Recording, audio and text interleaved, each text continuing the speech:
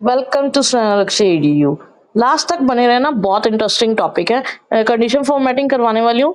Product और मेरे months हैं, उनकी मैंने लिस्ट बना रखी है। तो चलते हैं स्क्रीन पे।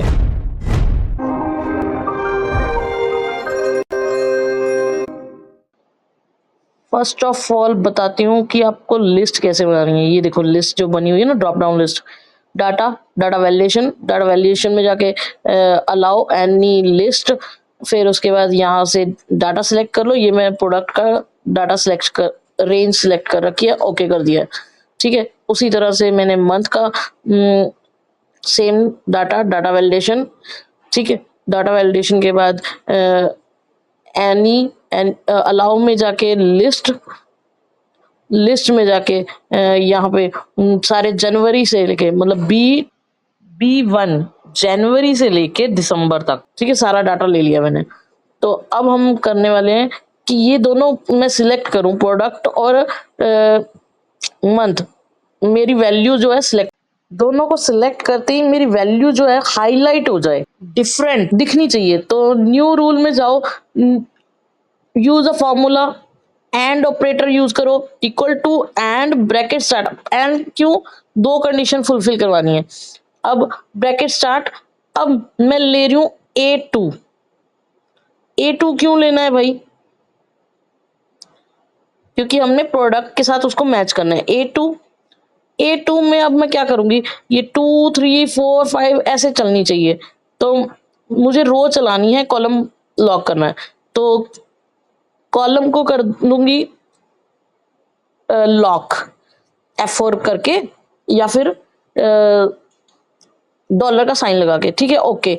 इक्वल टू प्रोडक्ट वाला जो पी वाला कॉलम है ना, पी कॉलम को सिलेक्ट कर लूंगी। ठीक है, इसको फुल लॉक रखना है, इसको रो भी लॉक रखनी है, इसको कॉलम भी लॉक रखना है। उसके बाद नेक्स्ट आ जाओ, गोमा। अब जनवरी वाला B1 ले लिया। अब इसमें क्या करना है, B C D ये चलाना है और रो बंद करनी है। तो डॉलर किसके सामने लगेगा? रो के सामने। 1 2 3 के सामने लगेगा, बी के सामने नहीं लगेगा। इक्वल टू मंथ वाला, ये P3 है ना, P3। ठीक है, P3 सेलेक्ट करो, ब्रैकेट बंद। और फिर फॉर्मेट में जाके मैंने कलर ले लिया वाइट। ठीक है, और फिर उसके बाद फिल में जाएंगे, फिल में जाके मैंने पर्पल कलर ले लिया। डब्बी फिल होनी चाहिए ना, ओके कर दिया, ओके कर लिया है।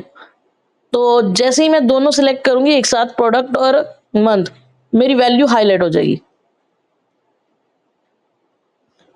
अब मैं चाहती हूँ ये जो हाईलाइट वैल्यू है ना, उसको हाईलाइट नहीं करना है, मतलब मुझे रिमूव करना है ये हाईलाइटिंग।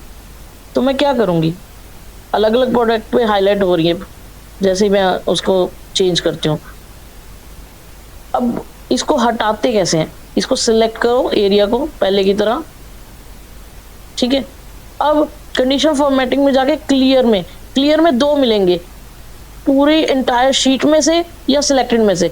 इंटायर शीट मतलब जितनी शीट है ना, उसमें जितनी फॉर्मेटिंग लगी हुई है वो सारी रिमूव हो जाएगी। वो नहीं करनी है हमें, सिलेक्टेड में करनी है, सिर्फ यहीं से करनी है हमें। तो यहाँ पे क्लिक करो। क्लिक करने के बाद अब देखो, दोनों चेंज करके देख लो, दोनों ड्रॉप डाउन में से लिस्ट आइटम चूज करके देख लो, कुछ भी चेंज नहीं होगा। अब मुझे वैल्यू वाला जो आउटपुट है वो 4 मेथड से चाहिए। तो शुरू करते हैं वी लुकअप से। तो वी लुकअप में हम क्या करते हैं, वर्टिकल लुकअप। ये मेरा प्रोडक्ट का लुकअप वैल्यू हो गया। अब मैं लुकअप एरे पे आती हूँ, ये पूरा मेरा लुकअप एरे हो गया। जो मेरा लुकअप वैल्यू है उसको मैंने F4 से फ्रीज कर लिया, लुकअप एरे को भी फ्रीज कर लिया। अब यहाँ पे मैंने रिलेटिव रेफरेंस, एब्सोल्यूट रेफरेंस, जो मिक्स रेफरेंस, ये मैंने रेफरेंसिंग कराई थी उसके अकॉर्डिंग फ्रीज किया है। आप अपने हिसाब से देखना, मैं आपको दोबारा चैप्टर करवा दूंगी, ये वाला वीडियो में दोबारा बना दूंगी रेफरेंसिंग वाला। अभी मैच ले रहे हैं, मैच से हम क्या करते हैं, इंडेक्स नंबर देखते हैं। इंडेक्स नंबर मतलब कॉलम का इंडेक्स नंबर, बार बार हमें कॉलम भरना नहीं पड़ता। ठीक है, मैच अब इंडेक्स इंडेक्स से क्या करता है, डायनेमिक वे से अपनी लुकअप वैल्यू को देखता है। लुकअप वैल्यू मेरी इस वक्त क्या है, मंथ, जैसे जनवरी, फरवरी, मार्च, अक्टूबर, तो वो मिलेंगे कहाँ मेरे को, B, C, D, E में मिलेंगे, मतलब कॉलम वाइज मिलेंगे। तो मुझे क्या करना पड़ेगा, P2 मेरी लुकअप वैल्यू, ठीक है, और उसके बाद कोमा लगा के मैंने ऊपर वाले दे दिए सेल A1 से लेके M1 तक, फिर कोमा उनको फ्रीज कर दिया F4 से, ठीक है, और फिर कोमा एग्जैक्ट वैल्यू के लिए 0 ब्रैकेट 1 कोमा, अब वी लुकअप का एग्जैक्ट वैल्यू के लिए 0 फिर ब्रैकेट 1, ठीक है, एंटर। एंटर प्रेस करते ही हमारे पास वैल्यू आ जाएगी, जो भी ड्रॉप डाउन में से हमने सेलेक्ट किया होगा उसके अकॉर्डिंग वो हाईलाइट हो जाएगी, ठीक है। अब अब हम करवाएंगे इंडेक्स मैच, ठीक है, ये आप 2-3 बार करके देख लो, आंसर एग्जैक्ट सेम आएगा, कोई भी एरर नहीं है। अब करते हैं इंडेक्स मैच। इंडेक्स में ना ब्रैकेट स्टार्ट करते ही आप सबसे पहले वो लोगे जिससे आउटपुट निकालनी होती है। तो हम ये वैल्यूज ले लेते हैं, यहाँ से हमने आउटपुट निकालनी है, ठीक है, उसको फ्रीज कर लिया, कोमा। अब मैच करेंगे row wise, match bracket start. अब हम ले रहे हैं रो वाइज लेना है ना, तो पहले हम लेंगे प्रोडक्ट की वैल्यू, ये होगी हमारी लुकअप वैल्यू, कोमा।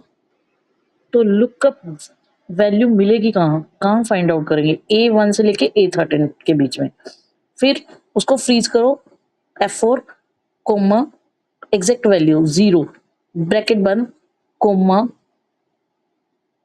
अब मैच करना है दोबारा से, अब मैच कौन सा करना है, column wise, match bracket start. अब इसमें लुकअप वैल्यू कौन सी आएगी, वो आएगी हमारी मंथ की वैल्यू, मंथ की वैल्यू जो भी ड्रॉप डाउन में होगी वो सिलेक्ट करो, ठीक है, कोमा। ढूंढेंगे कहाँ से, फाइंड आउट कहाँ करेंगे, जनवरी, जनवरी से लेके दिसंबर के बीच,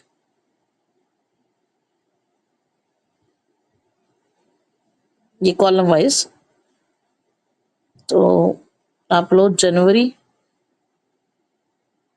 जनवरी से लेके दिसंबर तक, ठीक है, इसको फ्रीज कर दो, F4 कर दो, कर दिया, कोमा।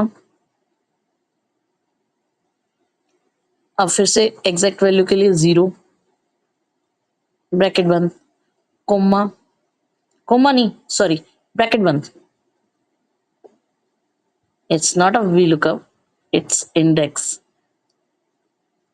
ठीक है, यहां तक आपका क्लियर है। आप एक बार चेक कर लो, वैल्यू एरर आई है, क्या गड़बड़ करी है हमने, ओ हम लुकअप वैल्यू सिलेक्ट करना भूल गए, सॉरी सॉरी, अब आ जाएगा, तो अब एग्जैक्ट आ गया। अब वहां से आप चेंज करके देखो प्रोडक्ट, और मंथ भी चेंज करके देखो, दोनों साइड सेम आंसर आएगा। अब करते हैं sum product. Sum product performs multiplication across arrays and ranges, then sum the result. तो मतलब एवरेज निकल के आई, मार्क्स एंड वेट की, फिर उसके बाद सम में किया, तो but more flexible conditional sums निकालता है, काउंटिंग विद मल्टीपल कंडीशंस। अब यहाँ पे हमने सम प्रोडक्ट ब्रैकेट स्टार्ट, फिर दोबारा ब्रैकेट स्टार्ट करेंगे। अब हम इस ब्रैकेट में कंडीशन देंगे, देखो फर्स्ट कंडीशन हमारे पास है एरे 1 की, ये प्रोडक्ट्स जो A1 से A13 तक है। और मैं आपको एक चीज बताऊं, मल्टीप्लाई ईच क्वांटिटी, फिर प्राइस, फिर उनको ऐड करना थोड़ा डिफिकल्ट टास्क हो जाता है। तो प्रोडक्ट्स ले लिया हमने, इनको फ्रीज कर दिया, इक्वल टू प्रोडक्ट, इसी प्रोडक्ट के इक्वल कर दिया, फिर ब्रैकेट बंद, फ्रीज करके ब्रैकेट बंद। अब अब हमें दूसरा क्या चाहिए, दूसरा एरे चाहिए। मल्टीप्लाई का साइन दो, मैंने पहले बोला था मल्टीप्लाई करना होता है, मल्टीप्लाई का साइन दो। मल्टीप्लाई का साइन देने के बाद ब्रैकेट स्टार्ट। अब हमें क्या करना है, जो ऊपर मंथ वाला कॉलम है ना, जनवरी से लेके दिसंबर तक, उसको करो फ्रीज। उसके बाद इक्वल टू मंथ, मतलब ये मंथ वाला जो आपने दे रखा है, मतलब P2 है ना, तो उसको कर दिया फ्रीज। अब ले लेंगे फुल डाटा सेट A1 से M13 तक, फ्रीज कर दो। F4 वैल्यू एरर क्यों आई है, क्योंकि कंडीशन 1 में A1 लगाना था, A2 लगा दिया। उसको सेट करते ही रिजल्ट आ जाएगा। डन।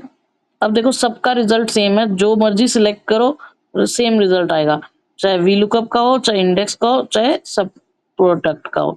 अब मैं आपको सिखाती हूँ एक और, दैट इज नेमिंग रेंज। ठीक है, उससे पहले आप चेक कर लो, सेम आंसर है।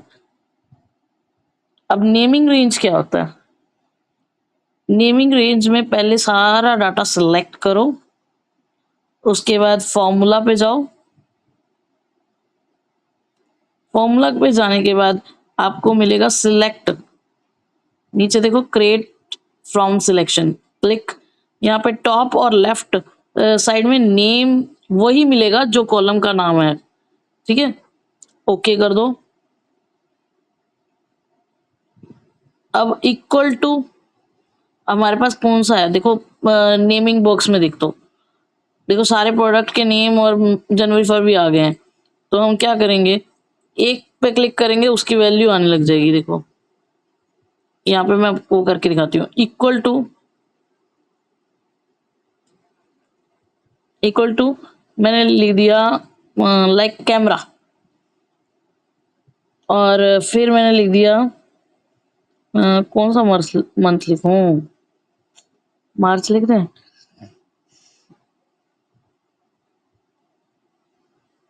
कौन सा मंथ लिखे, मार्च से लिख रहे। ठीक है, एंटर प्रेस कर दिया, हमारे पास चारों का सेम आंसर आ गया।